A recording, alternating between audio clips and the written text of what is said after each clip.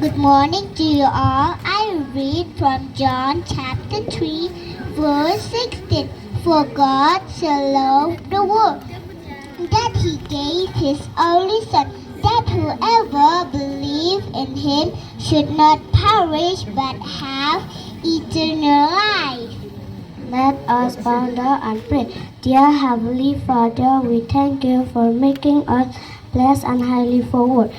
We thank you for the gift of your Son, Jesus.